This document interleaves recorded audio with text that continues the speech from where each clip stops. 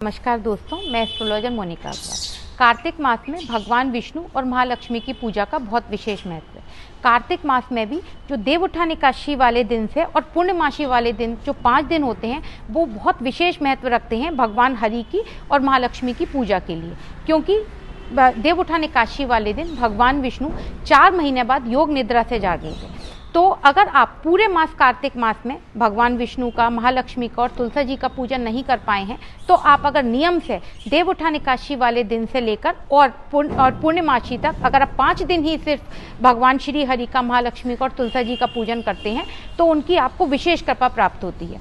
क्योंकि कार्तिक का मास की वैसे तो पूरे महीने में ही सुबह जल्दी उठने का, सुबह भोर में उठ के नहाने का, रात्रि जागरण का, भगवान विष्णु के मंत्रों का जाप करने का विशेष महत्व है। लेकिन अगर आप ये पूरे महीने नहीं कर पाएँ तो अगर आप इन 5 दिन करते हैं तो आपको तुलसा माँ की विशेष कृपा प्राप्त होती है और भगवान हरि की भी विशेष कृपा प्राप्त होती है।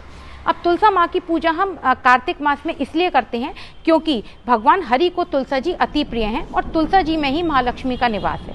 क्योंकि भागवत पुराण में लिखा है कि जिस महालक्ष्मी को पाने के लिए देवता, यक्ष, गंधर्व, मनुष्य हमेशा तत्पर रहते हैं तो वो महालक्ष्मी तो भगवान हरि के चरणों में विराजती हैं। तो हमें अगर महालक्ष्मी की कृपा चाहिए, तुलसा जी की कृपा चाहिए तो सबसे पहले हमें भगवान हरि के चरणों में अपना मस्तक जो है झुकाना पड़ेगा और उनकी हमें पूजा करनी पड़ेगी। तो आप देवउठान एकादशी वाले दिन अगर नियम से आप सुबह भोर में उठें, 4 से 6 के बीच में उठें और उसके बाद में जब आप उठें तो सबसे पहले आप अपने हथेलियों को सामने रखकर बोलें, कराग्रे वसति लक्ष्मी, कर मध्य सरस्वती, कर मूले गोविंदम, तू स्थितम प्रभाते कर दर्शनम। ऐसा आप अपने बिस्तर पर 3 बार बोलें। उसके बाद में आप जब जमीन पर पाँव रखें तो उसके बाद में आप जमीन को हाथ से पहले स्पर्श करें और कहें कि हे धरती माँ, आपको शत-शत प्रणाम है।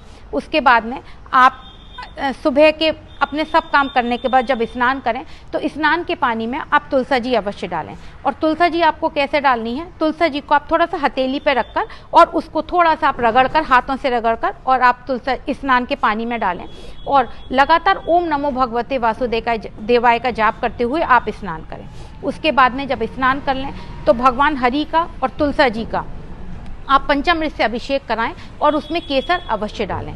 उसके बाद में आप तुलसा जी, जहाँ पर आप तुलसा जी आपके आंगन में जहाँ कहीं भी हैं आप वहाँ आएँ और उसके बाद में आप तुलसा जी में थोड़ा सा कच्चा दूध डालें और एक दीपक जलाएं और उनकी जो पूजा करें। पूजा कैसे करनी है वो अभी मैं आपको बताती हूँ।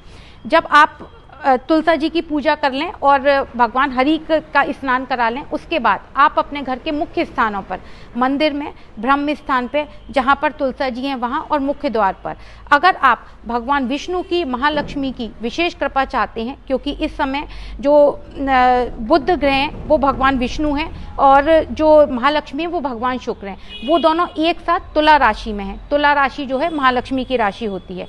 तो आप रंगोली बनाएं और रंगोली में आप पीले रंग का, सफ़ेद रंग का और लाल रंग का अवश्य प्रयोग करें। और उसके बाद में आप हर जगह दीपदान करें। दीपदान आपको कैसे करना है वो जब मैंने कार्तिक मास की पहली वीडियो बनाई थी उसमें मैंने आपको बताया है दीपदान आपको कैसे करना है। उसके बाद आप सब जगह दीपदान करें और सुबह और शाम दोनों समय आप तुलसा जी के 8 नाम, तुलसी, तुलसा जी, महालक्ष्मी, वृंदावनी, विश्व पूजिता, विश्व पावनी और विश्वसारा, ये आप तुलसा जी के 8 नामों का आप जाप करें। 108 बार आपको ये जाप करना है। उसके बाद में आप भगवान विष्णु के मंत्रों का जाप, ओम नमो भगवते वासुदेवाय का आप लगातार जाप करें। और तो दीपदान कैसे करना है वो तो मैंने आपको बताया है, लेकिन आपको अपने मुख्य द्वार पर अवश्य दीपदान करना है कि आपको जो दीपक बनाना है वो 2 मुही बत्ती का बनाना है और उसको थोड़ा सा लाल रंग से या कलावे से बनाकर और नीचे चावल की ढेरी रखकर आप वहाँ पे तुलसा जी का वहाँ पर आप दीपदान करें। और जब आप दीपदान करें तो आप महालक्ष्मी से कहें कि आप महालक्ष्मी, आप मेरे यहाँ स्थायी रूप से निवास करें। उसके बाद में आप जो है उस दिन पूरे दिन फलाहार खाएं या उस दिन अगर आप निराहार रह सकते हैं तो निराहार रहें, नहीं तो आप उस दिन कुछ नियम लें उस दिन से 5 दिन तक कि हमें ये खाना है और ये नहीं खाना है। चावल खाना बिल्कुल निषेध बताया गया है, आप चावल बिल्कुल ना खाएं।